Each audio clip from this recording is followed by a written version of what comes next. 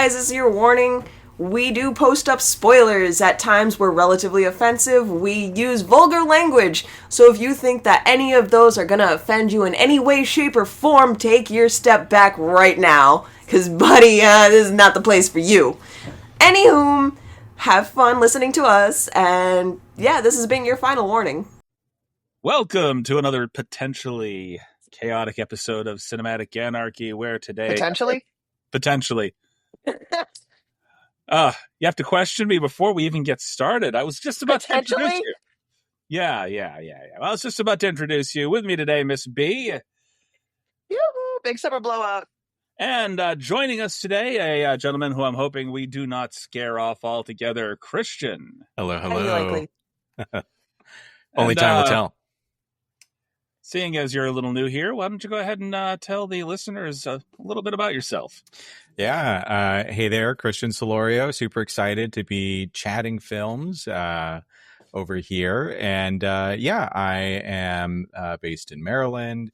I have a lot of background in like academic research, STEM education stuff. But, you know, when I'm not thinking about that, I really love movies. And so I'm super excited to be here talking about all sorts of movies. I'm a big horror guy myself. Turns out Chris is wearing a Friday the 13th shirt. I'm wearing a Scream shirt. So that's how you know we're going to have some good conversation. And excited to be here. Excited to talk about this wild film. Yeah. I was tossed up between either this today or I had a Guar t-shirt that my son had bought me that I was going to wear. But my God. My friend was just backstage at Guar. Was it the one at the casino ballroom? I'm not sure like exactly where it was. Cash travels a lot. They played locally with Static X, and that's the one that my son went to. I was supposed to go to it, but they changed my hours and made it so that basically I was working that particular evening and I couldn't get out of it. So that sucks, but also kind of dope. But he still got to go, so I think he got to high-five somebody in the group before... I love that for him. Being subsequently pushed to the back. So today we are going to be discussing the Johnny Depp Benicio del Toro film about Hunter S. Thompson, or his alter ego, Fear and Loathing in Las Vegas. And a hippie classic. Is this a first-time watch for anybody here? No. First time watch for me. Okay. Yeah. So I'm genuinely curious about how you felt about this acid trip of a movie. Yeah, I mean, I have a lot of thoughts, right? I think there's like a pretty like surface level reading that you could have on it, right? Like it's just this drug-addled, crazy Las Vegas trip, which is fun, right? Like who doesn't love that? But, you know, I think there are a lot of deeper commentary going on as well about, you know, like the American dream, about the collapse of counterculture. So it is a movie that also has a lot of depth, and I appreciate it for that. I think it starts to like feel a little long after the first like hour and a half or so. I agree. Yeah. Yeah. Like once we're back in that second hotel, it's Yeah. Like once you fucking been through a few of these long ass acid trips. Yeah. I mean, half the movies we watch are like a long ass acid trip. This one just happened to be about an acid trip. Right. The last one was definitely an acid trip. I had to watch this in two pieces because I got home a little late last night and I set up to watch it, and I got there and I'm just kind of sitting, and I had been at work for 12 hours, and I think not about 60 minutes in, maybe a little bit more. I think it was maybe about 68 minutes in, which is the last time I actually checked to see how much time I had left. And your body just starts shutting down. Oh, no. Shortly after that, I was out. I literally fell asleep in a sitting position in my bed. Because you must have woken up so uncomfortable. Well, I have guests right now, and I did not want to play Fear and Loathing in Las Vegas in the room with her child. And that's so valid. Because I know that's not even remotely a kid-friendly movie. Oh yeah, no, I had to lock my door. Yes. Otherwise, you're subjecting yourself to at least a 10,000 conversation questions. as long as this movie about drugs. Yep. It's like, what's ether? What's mescaline? Mom, what's a blotter of acid? I don't understand. Explain. You're too young to know. I had to watch For after the love of God, don't ask these questions in school. So I had a dinner breakfast relationship with this movie this time around, where I watched half of it during, like, while I ate my dinner, and then I kind of passed out because it was exhausting. And then I woke up for breakfast and I watched the rest of it. And then I, just for shits and giggles, decided to watch or listen to interviews with Hunter S. Thompson as I'm going throughout my workday. And it is eerie how spot on Johnny Depp's performance is regarding his basic mannerisms and just how he talks. Yeah. And it turns out that Depp actually like lived with Thompson for a few months to like do that observation. He like dove into a lot of the notebooks and materials that like Thompson kept when he went on this trip originally. And so, yeah, he like really took the time to like become the character. Lots of method acting. I think he even went so far as to say he immersed himself just a little too much, and it made it difficult to kind of get back from it.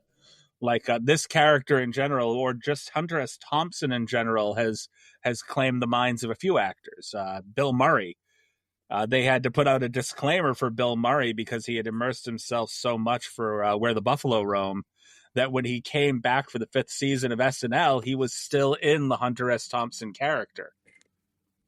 And so he had taken, like, it took him a couple episodes or so to kind of break out of that and kind of get back to just being Bill. Yeah, and I think Bill warned Depp. Whoa, Jesus! I think Bill reminded warned Depp that a similar thing might happen to him, and that he should take something on that is totally different after this role.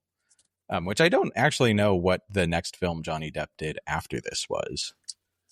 I would have to look that up. He was still relatively young, so Johnny Depp. What did he do this film back in like 95? Was it? Was it? Damn. God damn it, I'm old. It was a really early film for him. Like, it wasn't in the middle of his career. Sickle Out was relatively early in his career too. It wasn't Sleepy Hollow. Sorry, Fear and Loathing in Las Vegas, LA Without a Map. So it'd be the 9th Gate that he did. Oh shit, that. I remember that one. We used to have that on DVD. So he came out with 3 movies shortly after that. In 1999 was The 9th Gate, The Astronaut, and Sleepy Hollow.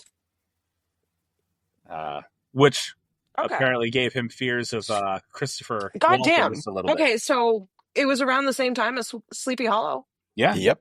Yeah, Christina Ricci grew the fuck up within those couple years. But this movie would have been the first movie. This is the first movie that him and Christina Ricci worked on together. Yeah. Because she played Lucy? Yeah. Lucy in the She Sky was with Lucy Diamonds? in this one. Yep. Lucy in the Sky with Diamonds. Anyway, fucking... The girl who came to she was Vegas, Lucy here, and then she was the chicken Sleepy Hollow. But mind you, I didn't know, or at least looked older in I Sleepy didn't Hollow. know that was Christina Ricci at first, because I watched the first half on my... Bear with me. She was in the second half of the film. I watched the first half on my television. The second half I had on my phone. And so they didn't do any immediate close-ups of her to begin with. And it wasn't until they got to that fever dream of a court scene where she was basically pointing them out to the cops.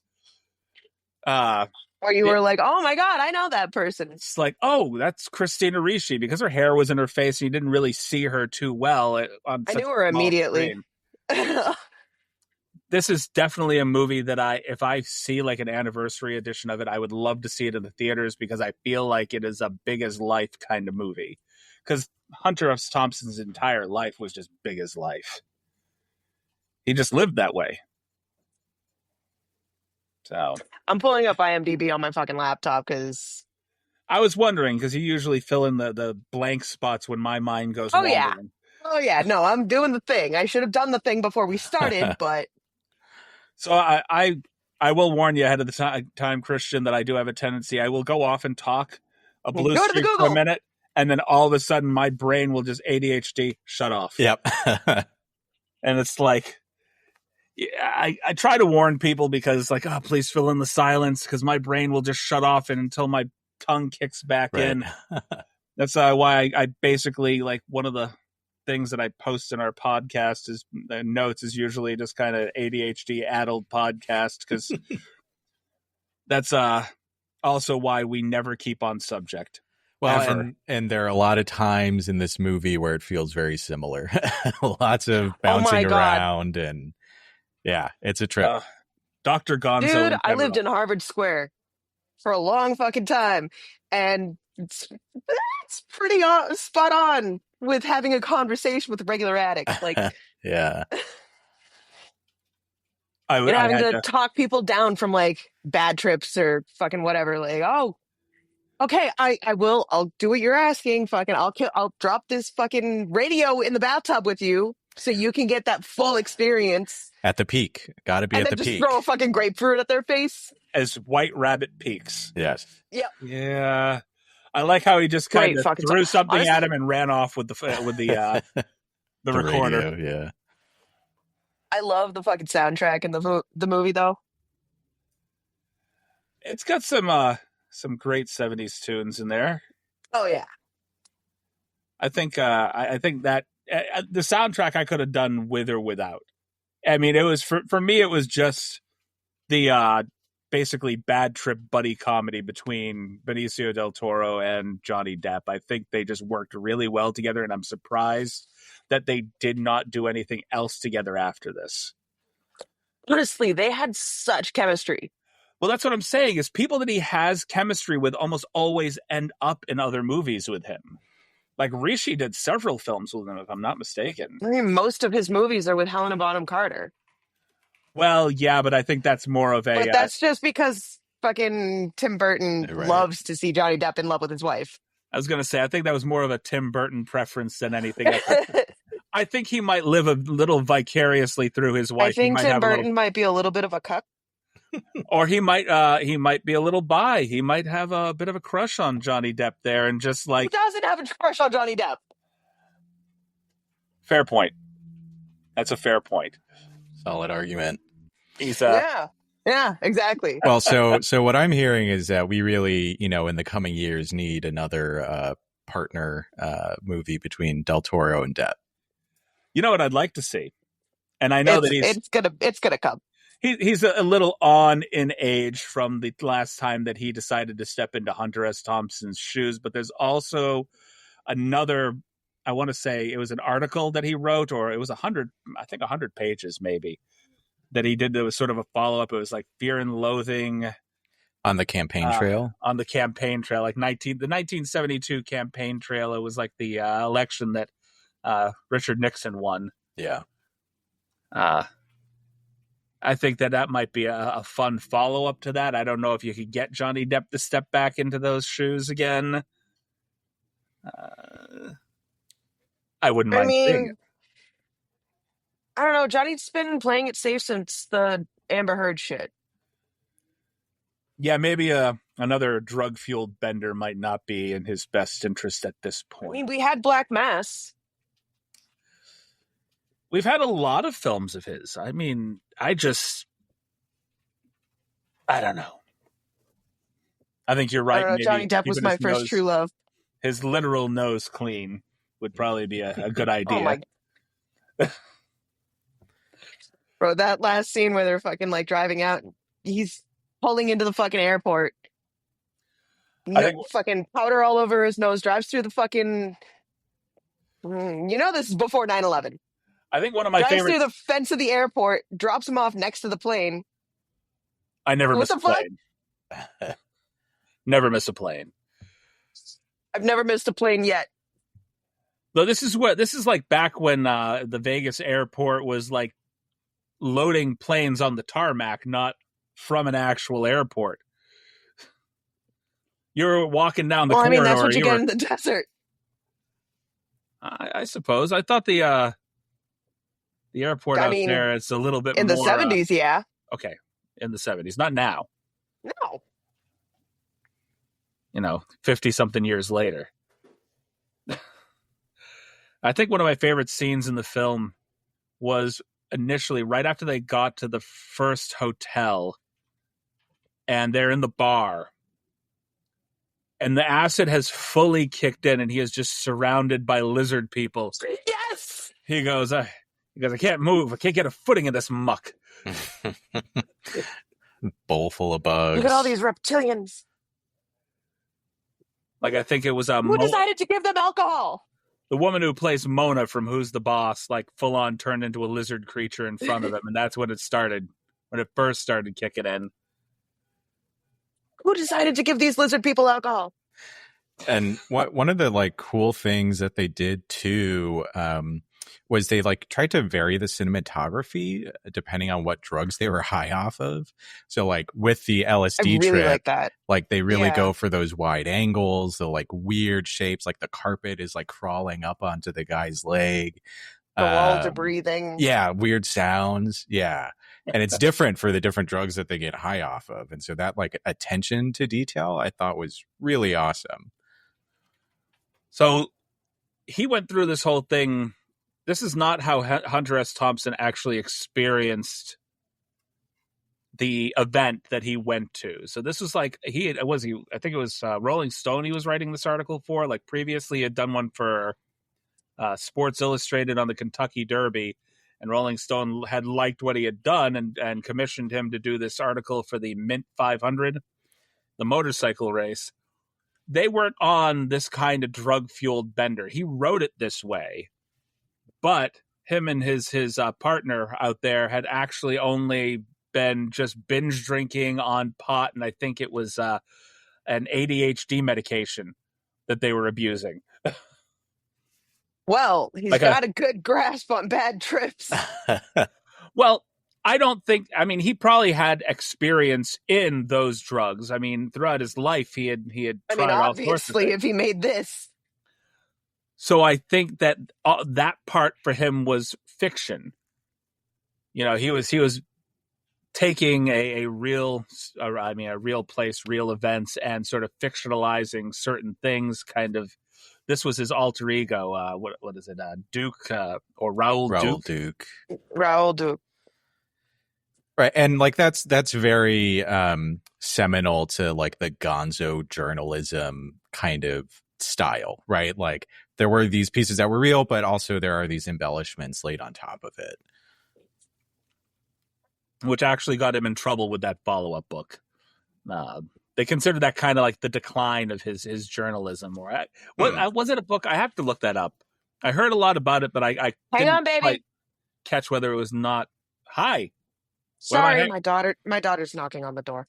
Winter again. She interrupted the last time too. Every time, every single freaking time. Give her a good kick for me. No, don't abuse your children. Sorry, Oh my God, that's big. Thank you. And you could also like mute the microphone. So yeah. No, oh my gosh, she was just bringing me dinner. Oh, okay. Well, that's nice of her. Okay. Now that Nico has sorry about that, her dinner. I'm not going to eat on camera. It's okay. That's perfectly fine. Where were we before Winter stepped in and joined us? We were talking about his follow-up with Hunter. Yeah, Hunter S. Thompson's follow-up to this and his sort of decline. So he got in trouble because he was stepping into sort of a political arena, and he definitely had his favorites. I think he was favoring McGovern at the time, and wrote a lot of positive stuff about him while he was ultra critical of everybody else in the race, especially Nixon. Yeah. When he turned in this article / book, because I'm going to have to look it up to tell which was which, he got in a lot of trouble for these specific embellishments because he said some things that were definitely not true about certain candidates, and they asked him to retract it. And he's like, well, I didn't exactly say that he did this. I said he may have done this. You know, Technicalities it and just so loopholes. happens that it was based off of a rumor that started here. Yes, I'm the one that started the rumor, but so it's like Freedom of the press. Right. It was an embellishment and a rumor, and whether or not you choose to follow or believe that particular rumor, that's on you, not on me. Okay, good on you, Hunter. Fine. They did bring up his actual name in several different areas within the film, talking about Mr. Thompson and Hunter and Yes. the other thing. Mm-hmm. And I think he had a cameo it's not a in the message film. for Mr. Thompson. It was from. That I did not see. Was he actually in the film? Was he? I thought so. Like, we're all looking it up right now. Did Hunter S. Thompson? Go to the Google. I'm looking at it. I don't see it. I see Flea. I know Flea was in the film. Oh, Flea was in it. I did not catch that. That's great. I did like Gary Busey's role in the film. I thought that was absolutely hilarious as the cop that chased him down is like, before you leave, would you give me a kiss? I get really lonely out here. My God. Ow! And I'm like, I've seen a lot of stuff from Gary Busey. That is not one of the things that I expected him to ever No, absolutely not. He was a strange man. And still is. According to our friends over at the Movie Details subreddit, it sounds like at 51 minutes in, there was a flashback to the 60s. And in that flashback is the cameo by Thompson. So it's sort of, okay. I think probably quick, uncredited little Easter egg. Okay. I'm looking at the scene right now. Yeah. No, you're right. Shit. That's me. What? When he's going through the flashback and he looks down at the guy with the fucking with the visor, and he's like, "That's me. That's Hunter S. Thompson." That was actually Hunter S. Thompson with the visor on. Yes. So see, that threw me off. I was like, "Okay, he's important, but how is he important?" It's him. Right. I could have, and honestly, I could have sworn he was somebody other than Hunter S. Thompson. Like, I thought I had known who it was. Now I know that I was absolutely wrong. So, yeah. This film actually was just sort of, it had a stacked cast. There was a lot of people in here. Yeah. You would, now, if you're a fan of horror films, seeing that Tim Thomerson actually popped up briefly in this movie, you know, guy known for stuff like Doll Man and the Trancers films from the Full Moon Entertainment Company, who is my second favorite outside of Trauma, and you can hate me for my Trauma love all you want.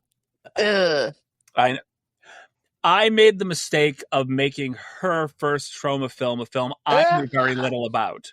The movie that shall not be named. I'm going to name it. And it's being named. I'm going to name it. No. So early Big on, monsters and incest. Yes, early on. Well, okay. Was there a dick monster in that one? It was a giant dick monster in a glass cage. Okay. Well, I mean, they had already done like killer condoms, so I mean, that's not too far off for them. Lots of incest. Tromeo and Juliet, which was an early film for both Sean and James Gunn. I watch a lot of fucked up shit, but that was weird as shit. Yeah. Not into it, don't like it. A reimagining of Romeo and Juliet as if they were brother and sister adopted out to two families, and they didn't know that they were brother and sister, and subsequently fell in love like the story shows you. But, yeah, of course, in the end, they find out they're brother and sister and that they've been screwing, and they're like, oh my God, that's so disgusting.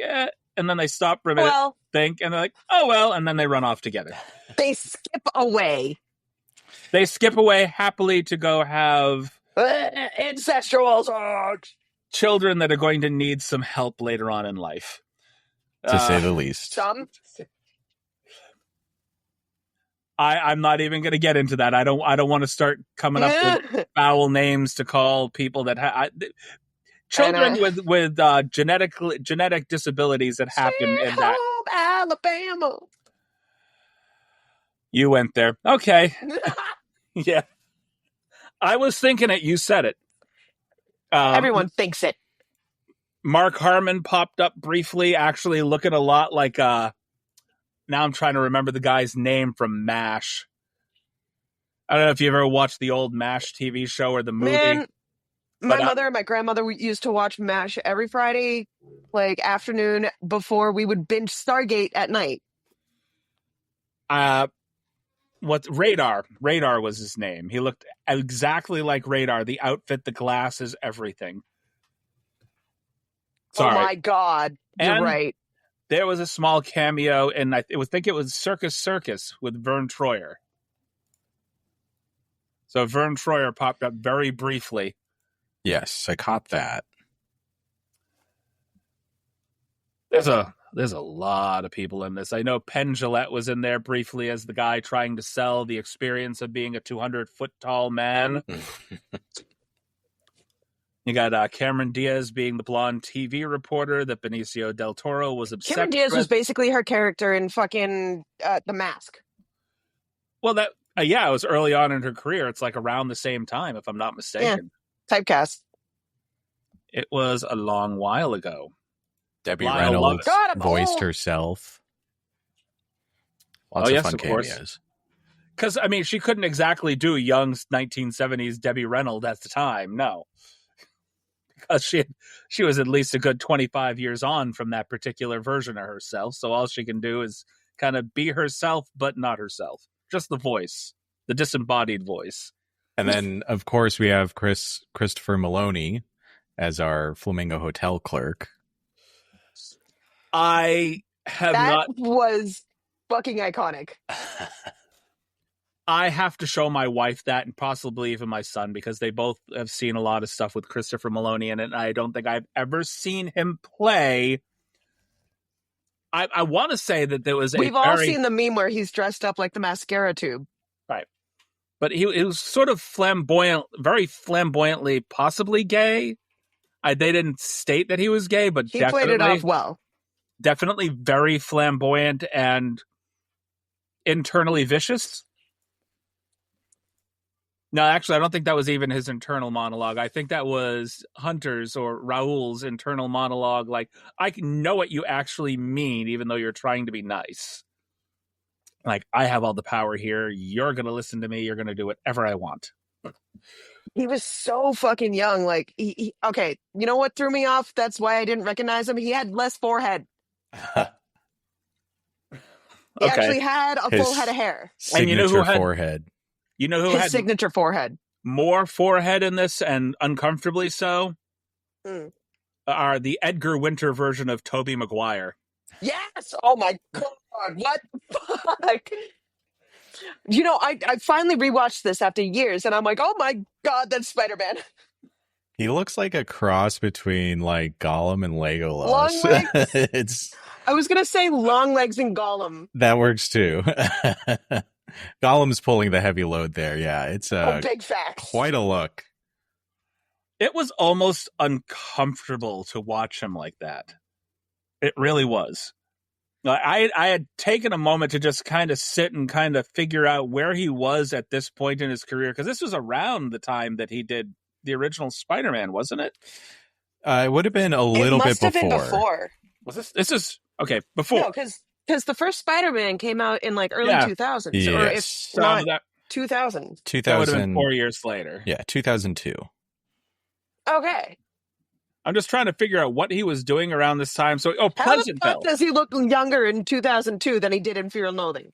He was doing stuff like Pleasantville and I forgot about Pleasantville. Cider House Rules, and I think a horror film. Am I thinking horror film called no. I thought Joyride. It's a different Joyride that I'm thinking of. I thought that was the horror film Joyride, not the whatever that was with Tobey Maguire in it. But yeah, no, he was doing like serious films at this time. Like he had done something with Woody Allen, Deconstructing Harry. I think maybe just a year earlier than this. And just seeing him look just sort of like a sweaty, uncomfortable albino. That's why I thought Edgar Winter. I don't know if you've ever seen the Edgar Winter band, the lead singer. I mean, No, obviously Edgar Winter. He was a I very might be too white. young for that.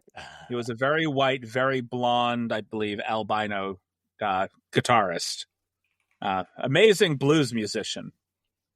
But if you look him up and just look at Edgar Winter real quick, and then think about Tobey Maguire, you know, he basically looks like a young Edgar Winter mid-performance, just sweating profusely. Edgar Winter has a little more hair, but I see it. Yeah, I mean, He was definitely really greasy. he had I think Edgar Winter had like mutton chops, if I'm not mistaken. Yeah. Tobey Maguire could not pull off mutton chops. I was just going for sweaty, blonde, and pale. You know? Yeah. And his demeanor is really interesting, Oh my God, what too. was his fucking name? Oh, hang on. Yeah, he was immediately just the entire time just very uncomfortable, like overly excited, but still uncomfortable to be wherever he is. Yeah. Like he looked like, hey, thank you for giving me a ride. And then immediately he saw who was in the car and he was like, oh no, what have I got myself into? See you later. I think it's get in the car or I might die time. Or if I get in the car, I might die anyway. I've never been in a convertible before. Well, I guess it's about time. And they do, in fact, see him later. Yes, they do. But at that point, they are absolutely and utterly frightened by this kid's existence. They turn around and go the long way to the airport. Well, it reminds him of Bat Country, so. Don't pull over here. It's Bat Country. Well, Benicio hadn't been seeing the bats at that point. He was still feeling a different trip altogether. All right, blissfully unaware of the environment they were in. Benicio del Toro also lost a lot of weight after the film too. Like he was. I noticed that. I didn't even fucking like. I knew his face, but I didn't recognize him, and I was just like, "Oh shit!" Yeah, apparently he put on like 45 pounds or something for the role over a couple of months, and I guess he said he was eating a lot of donuts to get there. I think he said he had some health concerns after he had gained the weight and was just thankful the movie was over and he could get back to his natural weight. Yeah. I know a lot of people say things like that. Like I think what's his name said Will Smith, when he did the Ali role and put on all that weight, he said it really put a strain on his heart and he had to get rid of the weight. Yeah. So, I mean, Ali was not a small man, and to bulk up like that after being like a toothpick all your life, that's going to take its toll just a little bit. Yeah, it's a lot. Christian Bale has done it a lot too, losing and my God, gaining The Machinist? weight. Yeah. Was insane. And what was it? Cheney. He did Cheney too, right? Yes. Where he put on a lot of weight to be him. Forgetting the name of the movie.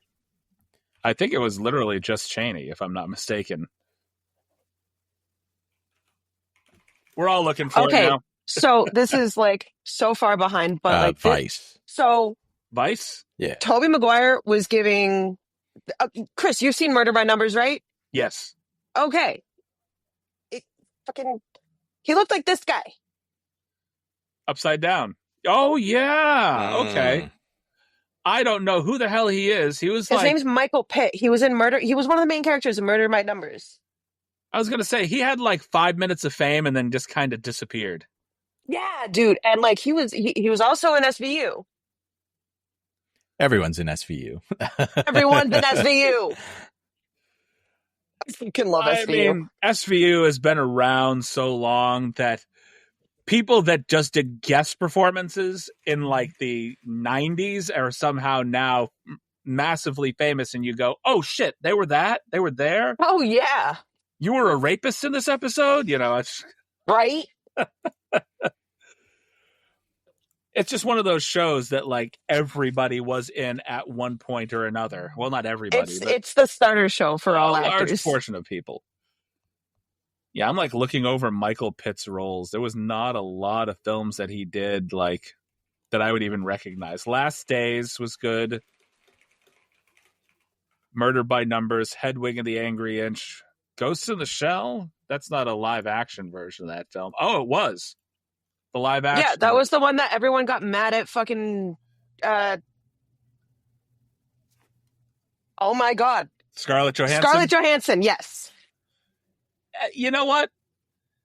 Take it for what it is. It is a live action version of a animated movie. I don't think they made a television show out of it. I think it was just a series of movies. But they tried to make a live action film out of it. And everyone was pissed that they chose a white woman. You are more limited in imagination valid. and scope when it comes to actually making a live action film than you are with animating something, because you can do almost anything in animation. You are subject to whatever CGI and budget you have if you try to do it live action. Facts. So you get what you get. But also, ScarJo's a big fucking name, especially after Marvel. And they could have afforded, they could have paid an actual Japanese actress to play the role. I have seen and I have subjected you to some pretty bad adaptations of animations, video games. Yeah. You know, I don't think you got to sit down and do the Double Dragon movie with me, if I'm not mistaken. I had to do that twice. I had to sit through that film. That sounds terrible. Double Dragon. I tried to do an episode with our buddy Seth when he was on the podcast for the first couple of years. Oh my God. And we couldn't come up with enough to talk about, because at the time what we were doing is we were just giving love to a lot of shitty movies. Years later, Piper pops on the episode. You know what? Let's just shit on it for what it is. Because it was a truly terrible film with some pretty decent actors in it. I fucking love Piper. Also, fuck you, Seth. Get back on the fucking cast. You bitch. I think Seth is a lost cause. I think Seth is happily... Nope. Is it not Arby's? He's working at Applebee's now. He is a waiter at Applebee's. He's happy working at Applebee's? Well, he worked downtown for a while, but if you remember, what was one of the reasons why he stopped being available for the podcast? Because it was COVID and he didn't want to do remote episodes. No, because even when we got back to doing episodes again, it was the fact that he is a midnight person and slept almost his entire day away. So wow. his life starts at night. Sense. And he has never really gotten out of the habit. It's been kind of costing him table waiting jobs left and right, because sometimes he sleeps through it. Yes. That sucks, but I mean, it is what it is. Yes, Seth, if you are watching, I'm airing your dirty laundry on the podcast. Come back on here and defend yourself. It's all good. Just go work at Encore. You'll be good. You'll be set. So, you guys, we've been talking about this stuff left and right. Do you guys have any favorite scenes or things you just felt didn't work in the film? The whole fucking plethora of Lucy's paintings of Barbra Streisand. Oh no, that was priceless. That's priceless. Some shit I would do as a fucking young adult, late teens, early 20s. I am just imagining Las Vegas, not for Barbra Streisand, but for Rise Against her, some shit. Because if I'm not mistaken, 1970s, that would have been just when her movie career was hitting it big. She was still pretty big in Vegas at the time. And so you got to imagine I guess Wayne Newton level Vegas act. Yeah. Being approached by somebody with a plethora of paintings that seem to be very focused on the fact that she has a large nose. Yep. She emphasized the fucking hook nose. A couple of those paintings made her look like she had a horse's nose. It was pretty bad. It made it look like she was punched in the face several times. Oh. Not a painting you would want to receive. Have you ever watched... but a painting as an artist, as long as it's not given in cruel nature, you're going to be nice and then, hide it forever. I'm going to name 2 animated television shows that kind of made me feel like it was in the style of this kind of art, even though I don't think either of them existed at the time.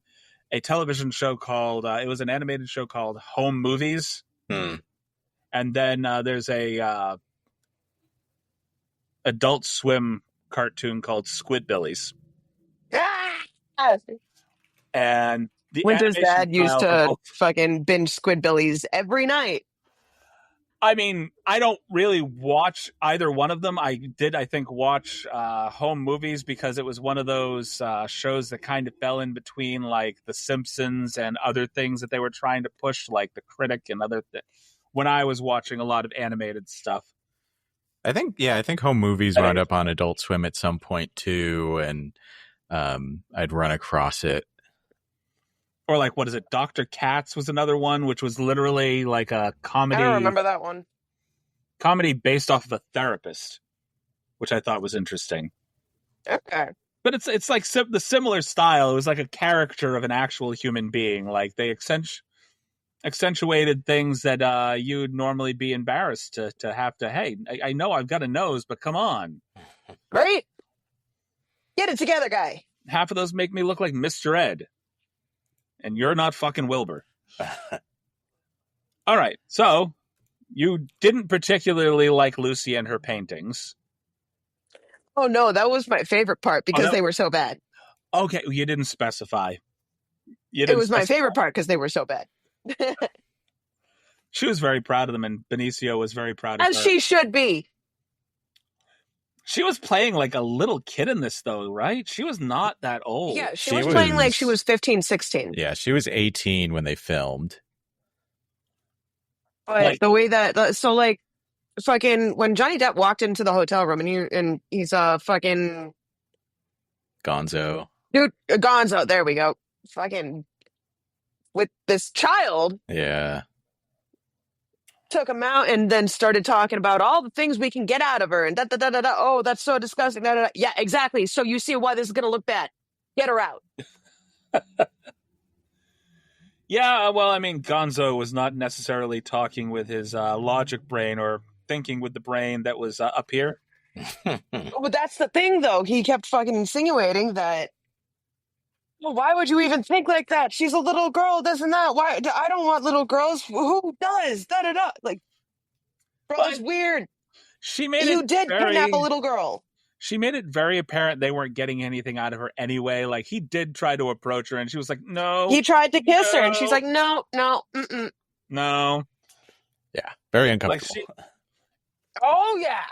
You gave her a place to stay. She's not looking for anything else. She just wants to give this massive stack of paintings to Barbra Streisand and possibly get dragged off as a stalker. No kissing, just stalking. Or maybe adopted by Barbara. I don't think Barbara's going to adopt anybody that hands her all that. It was within her hopes. I think it would probably depend on the interaction directly. Because later on, you see her fucking all dirty and fucking wandering around aimlessly in the middle of the street while they're going back into fucking Las Vegas. Yeah. Like, I'm trying to figure out how I would feel. And they peeled the fuck out. In Barbara's shoes. Like, if I were out doing a performance. So she was still holding those paintings. Clearly, she got shut down by Barbara's security. Or maybe she was on the way. No, she was too fucking, like, downtrodden to have been on the... Like, that was a look of defeat. I mean, she didn't exactly look happy when she was in that hotel room either. That may just be her but she didn't look like a homeless kid. I mean, part of it could be, too, like, the fear of seeing Gonzo again. I can't imagine, like, she'd feel very safe. I don't know, from what I saw, it looked like she saw them and barely even reacted. She was too far gone. Fucking, I think that Gonzo got her too addicted, and she missed the Barbra Streisand concert, and now she's just wandering aimlessly trying to sell these shitty Barbra Streisand pictures.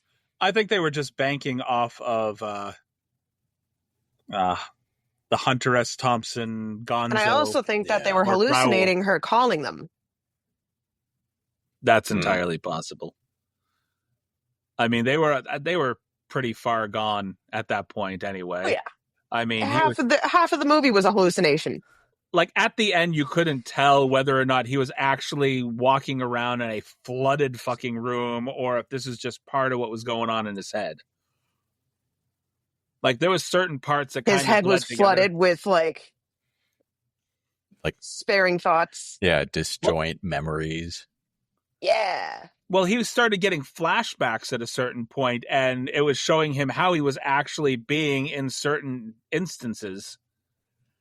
And like I said, like at the end, because he had the tape recorder taped to his chest, right? Chests. I can do words. I couldn't tell if it was reality, like bleeding into his. That's the point. Drug-addled mind, or if it was his drug-addled mind still making up everything as it was going along. That's the point. You're supposed to be confused as he is. I want to know how the purchasing of the monkey went. Why they needed to purchase the monkey at the end of the film. Yeah, that was one of my like favorite silly scenes. I love that. He never got to purchase the monkey because it got taken away by authorities. Yeah. Or it was an orangutan, right? No. Yeah. Was it? Yep. Like they were trying to reenact Any Which Way But Loose. Sorry, old Clint Eastwood film. Because he tried to go back to get the ape, and then people had said, "Oh, it attacked a bunch of people," and then cops took it away. Mm-hmm. Oh, okay. So that ape is probably getting put down. Likely. I mean, if it attacked a bunch of people, they're not going to just take it away and send it to another circus or to a zoo environment if it's already attacking people. No, pow pow. It's human aggressive. Pow pow. Pow pow. Yeah. Okay. Anything else? I mean, one scene. Yeah, like I really, it's a favorite scene not because it's like silly or fun, but the dining scene with the waitress. Like that's one where, so throughout the film, right, like you're getting a lot of weird angles, a lot of like interesting cinematic effects, but like this scene in the diner was the like we've gone too far kind of moment, right? It's like shot very straight on. It's like a very scary moment for the waitress because Gonzo is like threatening her with the knife and demanding the lemon meringue pie. That scene like had a lot of weight to it, and I really like it for that. I think what happened in that scene, it took down the level of like nonsensical silliness of the trip and made it like a little too real, and that's what you need. It felt like they were coming out of that drug fueled binge, that haze that they were in, and she called him like a pimp or something to that nature. And I think that set him off. He was like, you looked at me and immediately judged me without knowing me. And so he decided to play up the role a little bit like, what are you going to call the cops? He cut the line. Right. And then he walked up to her and he told her he wanted the lemon meringue pie, asked her how much it was. She's like 35 cents. He goes, no, the whole pie. I want to buy the whole pie. And he just starts counting up money, stuffs it in her bra, and just walks out. I'm going to be out in the car. Yeah. I mean, she calls him a slur too. Yes. Followed by pimp. And it's interesting too. Yeah. Well, it's interesting too because, right, like at the very beginning, they call Gonzo Samoan, but the person that he's based on is Hispanic. Right. And so, yeah, there's some interesting stuff going on there. I think in the beginning of the film, he even mentioned like he doesn't know if he's Samoan, but he's just assuming and going with that. Right. Yeah. Which Thompson did to like kind of take the heat off of that person. I forget his name. But yeah, that was like a choice by Thompson to sort of take attention away from them. And so, yeah, it's interesting that the choice of the slur used there. But yeah. Benicio del Toro does great in like bringing this like somberness, this like sort of like subdued anger into that scene. The entire time I was scared for her. I wasn't so much because the entire time, even from the second that she called him that, You knew that all he was doing, I don't think he was going to hurt her as much as he was acting violent and vicious in the drug-fueled haze. I think at that point he was just trying to make a point. You called me these things. You called me a pimp. You used that slur to describe me without knowing me. What I'm going to do now is I'm going to make a point. He then cut the line, and then he walked up to her He face to stabbed the face. fucking counter a bunch of times and then cut the line. If somebody indicating that he was about to kill the shit out of her. Think about it from your own perspective. If somebody were to look at you and just make a vicious judgment based on just how you look. Oh yeah. No. Unacceptable. Would you not want to make by a all point means. at that? You'd make a point. Unacceptable too. By all means. And I think he handled himself pretty well outside of stabbing the counter, maybe. That's where I'm at. I think also like the over exaggerating stuffing the money into her bra, like he got his little like jiggle feel. Not for nothing, he was a bit of a womanizer to begin with.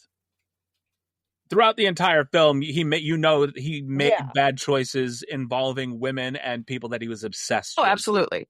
So he's not good for women to begin with. Like I'm not condoning what she said or did at all, but also like throughout the movie, he's proven to be time and time again way too fucking aggressive, way too dangerous, and way too quick to pull a knife on someone. By the way, 1990s Ellen Barkin. Just chef's kiss. Beautiful. I honestly love Ellen Barkin. She's funny. She can do serious pretty well. She's not in enough as far as I'm concerned. Quentin Tarantino, I know you're supposed to have one less film in you. Drag her into whatever it is. Give her something good. He's going to put her feet in it. Do what you did for Pam Grier's career. Yeah. Because she was like I fucking love Pam Grier.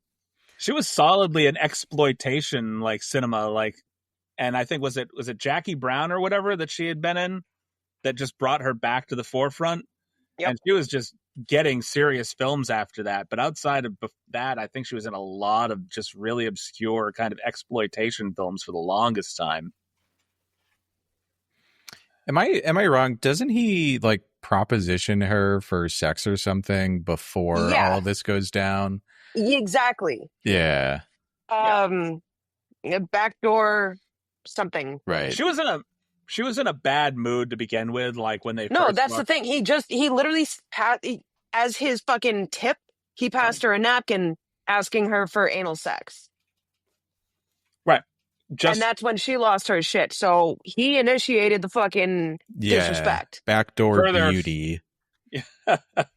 Backdoor beauty. Further fortifying his bad decision making. You gonna let me fuck you in the butt?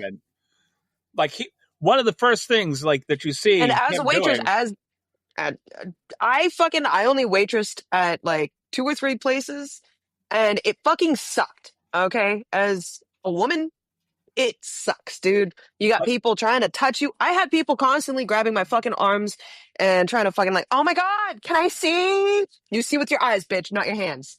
Was it the photographer? I think that there was this entire scene where he was like, he had a gun in his hand. He was ready to go kill the photographer because Cameron Diaz, the reporter, he thought that he had a connection with Cameron by the way she looked at him. Right. When she was just fucking scared of him. And she was staying close to the photographer as like, you know, if you're a woman, men will back off if there's another man there. Right. And he saw that as this guy stole my woman. I'm going to go kill him now. Exactly. We had a connection. She looked at me. There was eye contact. Now we're in love. Did we? That's crazy. That's crazy behavior. Now, I might have missed this, but did they approach why he found the bloody knife at the very end of the movie, near the end of the movie? Like what or who had been stabbed with that knife? Or if anything had been stabbed? I thought it was at the diner he had stabbed something on his plate, like he was eating a fucking pie or something, but it didn't hit the plate, it hit the wood. Right, but that wouldn't explain why he had... I don't understand where the blood on the knife came from. Hang on. Go into the Google. Could be a cherry pie, I don't know. I mean, he could have had cherry pie and he was using that to eat it.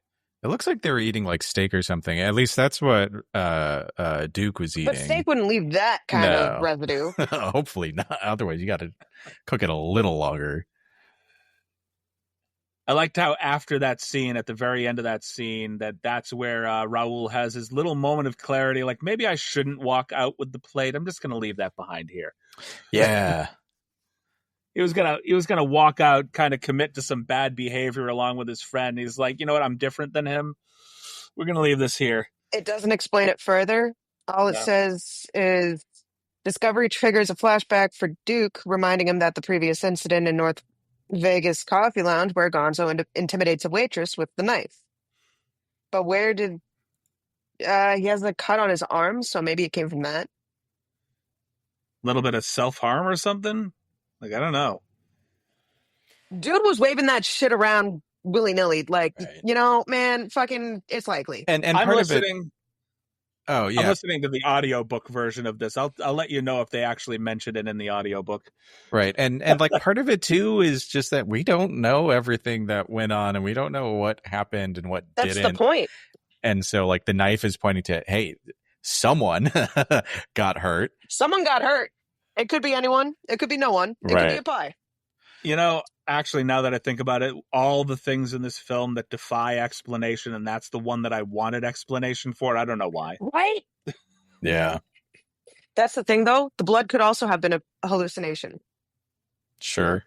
It's entirely possible. I mean, he was ankle deep in what looked like blood. I'm still convinced Wearing that his tail. fucking floodwater was a hallucination. Well, there was the bed that had the crater in it that didn't exist. Right. Exactly. So maybe the blood was a hallucination and it never actually existed. I'm wondering, I mean, if they had flooded out that room, wouldn't it have been in the hallway at that point? Like, somebody would have been in there like, hey. Like, how did he keep getting in and out without flooding everything? How did the floor not fall through? Can you turn off the tub? The third and the second floor are getting flooded now. He's definitely not on the bottom floor of the hotel. No, he isn't. No, it's an interesting point. Did you think anybody in this film did a particularly bad job? Because we're raving about the performance. Tobey Maguire. Oh no, he did great. I think for the character he did great. I think he could have done just as good a job without talking. Yeah. I think it's just that initial reaction that it's the talking that makes me uncomfortable. That's all it is. That initial burst of energy as soon as he enters the scene that kind of made me go, whoa, tone it down. Right. And I'm watching this with like Tobey Maguire Spider-Man in my mind. And then I see this and it's just so different. Right. Like if we were watching it when it came out, then maybe there's a different feeling there because it's just some guy. But no, I mean, even Spider-Man. if you put it in the context of like another movie that he had done at the time, like Pleasantville, it was far outside of that range too. Yeah. Oh yeah. I mean that even could be. We could just fall back on the whole. He looked like a school shooter. Maybe he didn't actually approach them that excited. Maybe they just thought he did. Yeah. I mean, he's already seeing bats. Okay? Yeah, I mean, he's already seeing bats at this point. Why wouldn't he just kind of like see an exaggerated version of Tobey Maguire? We do see the exaggerated version later too, but I mean, he is still high off of something. You know, man, why didn't they just show this at Dare programs? This and what is it? Instead of those people melting into the couch commercials. Requiem for a Dream. Oh my God. Those would probably be the two best films to show to say, hey kids, drugs are bad. Okay. Though I know some kids that would probably look at this Fear and Loathing in Las Vegas film and go, yes, let's. Right? Yes, but then, you know, you also pick up some like disillusionment of the American dream with it. So some added messaging there. Absolutely. Yeah, no, you get that from Raul almost the entire time. Just like trying to disconnect from society, just like, I can't be part of this. Like, I don't like this. I don't understand this. I have to do this. This is what they're expecting me to do, but I'm going to do it in my way because I don't like how they're doing this. Yeah. And there's like this sort of like, he's like walking this kind of boundary too of like believing the dream and then like seeing that it's kind of a farce. Like early on in the movie when they're still like getting the materials to go on to Las Vegas, Duke says like our trip was different. It was to be a classic affirmation of everything right and true in the national character, a gross physical salute to the fantastic possibilities of life in this country, but only for those with true grit. And then like, right, as we go on, we see this sort of delusionment like start to take place. And right, it starts off as this drug-addled adventure in Vegas. And then at the end of it, like during the trip with the waitress and everything, we see like those moments where it starts to go too far and that it breaks down and it's not like just this sort of fun thing anymore. There's a lot of bad things, I don't know, that go along with it, right? It's how did we allow ourselves to take something that we truly enjoyed and push it to the point where we no longer enjoy it. And now not only do we not enjoy it, but everybody else around us demonizes for doing it. Yep. Well, and it mirrors, right, like the 60s, the counterculture and the revolution there leading into the Nixon's administration. Yep, I mean, because you had a lot of people that were just sort of peace, love, and free love and whatever, and it did go from being this society of pretty gentle kind of, people that just wanted to live, right, to being something that got demonized, just sort of. Now they looked at him like, lazy, disconnected from society, drug fueled, sex fueled. Right. And even they started doing, I know my mother was definitely a hippie. And she was definitely into the counterculture, the sex, drugs, and rock and roll culture. Yeah. I know this because my mother had to tell me stories about how she got this massive box of signed albums. And she goes, let me tell you, I got them signed personally at a lot of concerts. I go, oh, personally? She goes, you're a little too young for me to tell you those stories. I love your mother. She was good about telling me a little later on. She was a groupie, very much so. She was very much a free love, free spirit. But then she says there was a point, like I think she said like maybe a year or two before I was born, like 75, 76, where being that kind of free spirit put you just way outside of society. And people demonized you and hated you for being this person that just free love, and a lot of those people were deeply religious. Like it was a religious experience for them. Like they were, very much into God, Jesus, and you could go to churches that were like this, like full of hippies, free love, experimentation, and above all, love God, love Jesus, and that you don't get that version of Christianity anymore. Because even the Christians demonized, and I'm like, but isn't that what Jesus was supposed to be all about? Literally everybody in the Old Testament was high on opium. Okay? Literally all of them. Love your neighbor, where are those Christians right now? Because I haven't met a lot of them. I know a few. Underground. I know a few, but I know more of the hardcore other Christians than I do the... They're underground with the resistance and I'm using your name a lot out of the here, national fucking congressional library and shit. You don't represent all the Christians, just you as a Christian. Exactly. Right. All right, final thoughts on the film. It's a fucking hippie classic. Short, sweet, to the point. Yeah. There's like so much depth to it for me. And, when I was doing a little bit of research, I just got really interested in all of the little details that show up. Got really interested in like Hunter S. Thompson and sort of, what motivated him to write this and like how a lot of his thoughts about the American dream seep through.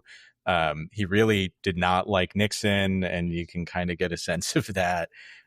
He wrote like a eulogy for Nixon, and he like really tears in And one of the things Oh my God, I need to hear that. yeah, and like one of the things that he says is that he really blames Nixon for breaking the heart of the American dream. And yeah, there's a lot of depth to this film that I didn't expect going in, and that like really made me appreciate the film. For sure. I think after watching this film, it gives me a little bit of an itch to listen to a little bit more. I say listen because I'll be honest with you, my life is so busy that I do not have a lot of time to sit down and read. And so due to the nature of my job, I have between 8 and 12 hours a day where I can pop in an earbud and listen to Audible and listen to books. And so that is probably what I'm going to be binging is a lot of his stuff because it just gave me an itch. And I started thinking to myself, Johnny Depp did such a good job portraying this alter ego of Hunter S. Thompson. And I'm not saying that Johnny Depp, I want to see him do it again, but I would love to see something of a biopic on Hunter S. Thompson, something along the level of what Bill Murray did with Where the Buffalo Roam. I'll be back in just a second. Certainly. So that's really what I'd like to see. Absolutely. I think that it just kind of left me with an itch at the back of my head. Like I really want to. Johnny Depp's really good at these roles where he fucking like, where he was doing Blow or fucking Black Mass or here in Fear and Loathing. Like he goes through these like serious. I'll be honest. I don't want to see him drug-ridden roles. I don't want to see him do Pirates of the Caribbean again. As much as I loved him in those particular movies, I don't want to see him do that again. Disney ruined it. It's not even that Disney ruined it. Disney did ruin that. I've seen him in a plethora of other films where he's so much better. Tim Burton films. I've seen him in a ton of these Pirates of the Caribbean films where he plays these outlandish characters, but none of them with the seriousness that he approached Hunter S. Thompson in this. Absolutely. And I think that, Johnny and Depp, like the whole narration is crisp. He has enough range that I really think that he could approach he could approach a biopic like the later life of Hunter S. Thompson leading up to, I think, his passing. I think that I have to actually go over it because I only got to watch half of the documentary they did on this.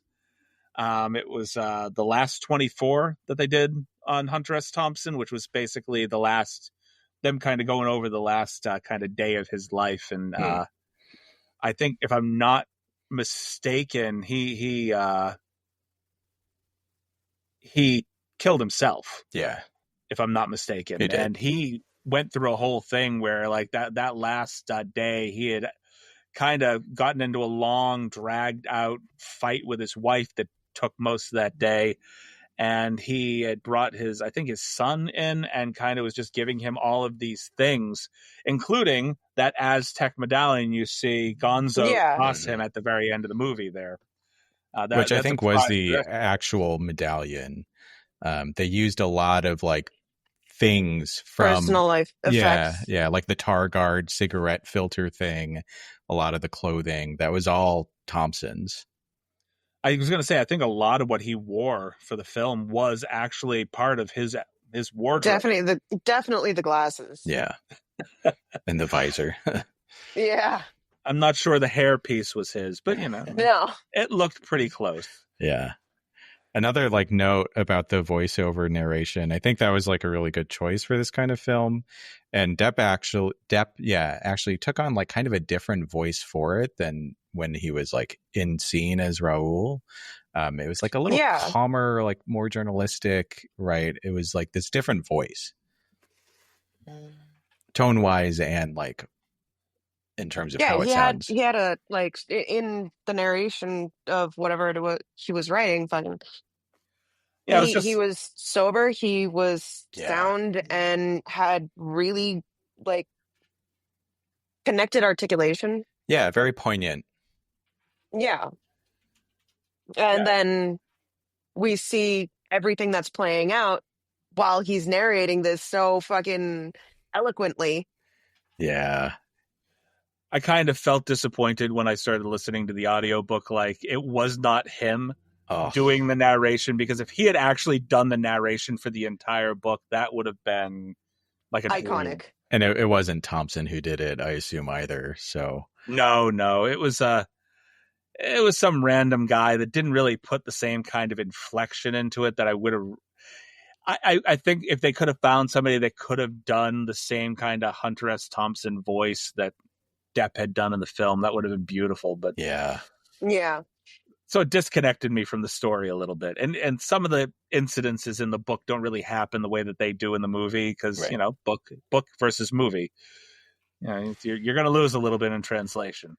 Yeah, and there was a lot of work that went into like doing the screenplay, and like it failed a couple times before it eventually got picked up. There was like a dispute over writing credits. But anyway, like at the end of the day, Thompson wound up really liking and appreciating the screenplay that Gilliam and I think it was Daniels did. I think Thompson was even pretty insistent that Johnny Depp be the guy that portrayed him in the film.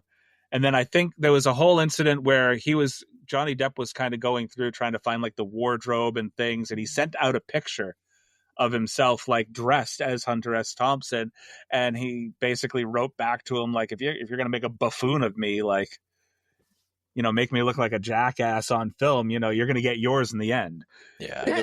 Because that's not what my intent was. I want to know how you feel about me portraying you. I want to make sure that I'm honestly giving you the kind of portrayal you want from me in this film. Yeah. And sorry, I was wrong. The co-writer was Tony Grisoni, working with Gilliam on that, which they put the script together in 10 days. Wild. Jesus. Well, that makes sense. They were pretty faithful to the source material, because I mean, almost the entire book is narration from Raoul, aka Hunter S. Thompson's point of view. So all you really had to do was give visuals to the narration that's already there. And that was where some of the writing dispute came from, was that people who did previous script treatments based it on the source material. And so there are a lot of overlap. I think the original dispute that they took too many liberties with the original source material. Like, they kind of added things that he did not particularly like or want changed. Something like that. Terry Gilliam, if I'm not mistaken, was I'm just going over the guy that did Brazil. He had done that film, which when I realized, it's like, wait, this is a Terry Gilliam film, I forgot about that. It's like, okay, that makes absolute sense. If you've ever seen Brazil, that is like a friggin' fever dream to watch too. Sounds like he was the right guy for this one then. Right, and he also used some of the people that he had used in the original film as well. So like, and you're leaving too. Okay. Puka's at the door. Oh, okay. Yes. Thank you for muting this time. Everything. But I think like Mona, I keep forgetting her damn name. I don't want to keep calling her Mona, because that is not her damn name. But the woman who plays Mona and who's the boss, Catherine Hellman, who plays like the clerk at the counter that he has to approach to get the hotel room. The free hotel room when they first get there. She was also like a major role in Brazil. So like Terry Gilliam used some of his cast from Brazil, brought it over there. Just goes to show that Johnny Depp tends to work with people that also like to work with their own comfort actors. Right. So we're at the point here where we'd give a quick rating to the film. We have faithfully not stuck to any type of format rating the film, ever. We've never rated the same way. We go all over the place. I got friends, my friends over at the Two Chicks Talking Flicks podcast, kind of like to just pick an item within the film, and it's like, oh, you know what? I'll give this a good 9 out of 10 Hunter S. Thompson bald spots. You know. Yeah. So I'm gonna. Those were some iconic bald spots. Yep. I'm going to steal from Sarah a little bit. Sorry, Sarah. I used your rating system this time. I won't the next time because we never keep it the same. So going by the very creative Two Chicks Talking Flicks rating system, how would you rate this film? I don't know what their rating system is. So the I rating haven't system, been on with them. So they basically go by a 10-star format, but instead of using stars, they pick an iconic item in the film. That's why I said I would rate it a 9 out of 10 Hunter S. Thompson bald spots. Which is mostly, it's all spot, less little hair.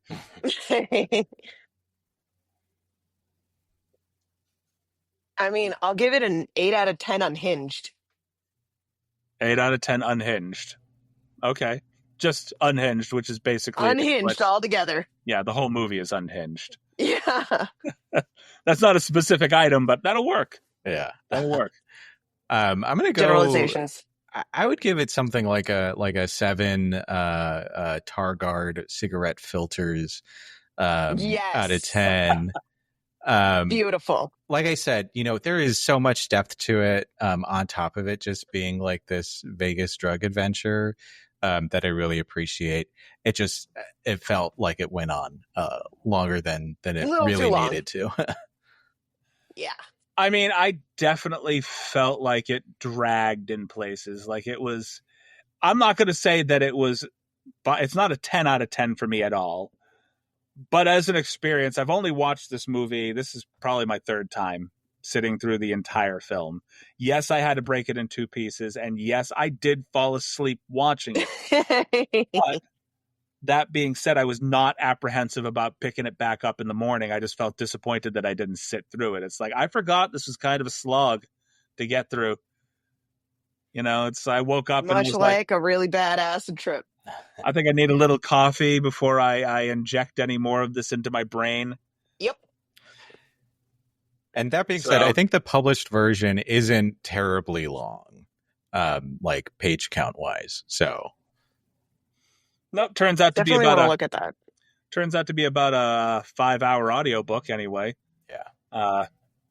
I think the book version and the actual article, which if I'm not mistaken, was done in 2 parts, is probably different. I think that maybe the book version was lengthened a little bit, and the actual article that he wrote, I'm guessing it didn't take up well over 100 pages in Rolling Stone at the time. Like he didn't completely and utterly consume that magazine for the month. Yeah. Right. No. It's like, okay, Hunter S. Thompson's article in 22 parts over 2 years, It's like, a hell of a contract. We love you, Hunter, but we're not going to give you that much of our magazine. We just kind of condensed that a little bit. We need the abridged version. All right. So All right. This is us wrapping up things for the evening. Thank you for listening to the podcast today. And you can pretty much hear us on any one of your favorite podcast listening platforms. We're particularly partial to Good Pods because Good Pods has been good to us lately. Also Spotify, because you know what? Riverside and Spotify, they work together. Hells yeah. If you used to love Anchor, this is what Anchor has become. Anchor was a free podcast platform where you could basically distribute your podcast anywhere for free, and they tried to help you with monetization. And then Spotify bought Anchor and subsequently shut down most of Anchor and said, by the way, this is our platform where you can go to pay to do about the same thing and more. And here we are. Yep. Here we are. You know it. It works, and now we've got video out there. So yeah, we do. It's like you're real close. You do remember that we have video, right? Real close. I know. And my back was killing me. As Miss B is very fond of saying, drink some fucking water, you thirsty bitches. The hitchhiker bailed early. I should have too.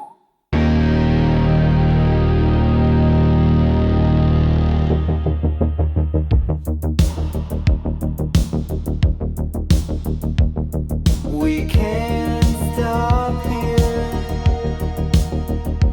This is bad country.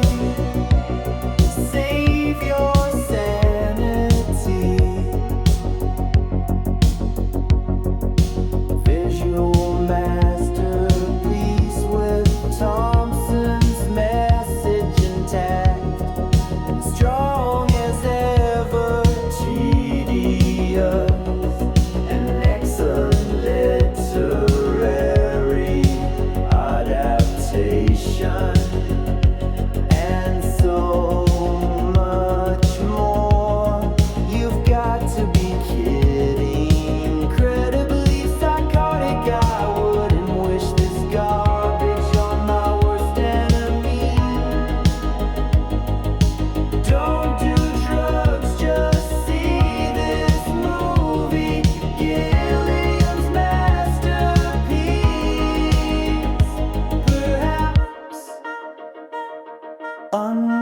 unfilmable, unwatchable.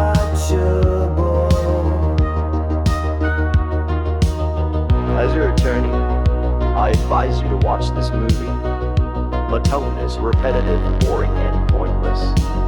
Dazed and confused. On my top 10 worst movies ever list. Perfect accompaniment to mind alteration. Not hard to load this film. Amazing film, one of the best. It plays like a Saturday night live skit. As your attorney, I suggest that you watch this. Gone very bad. Madness, Depp and Toro are mesmerizing. Awful, awful trash.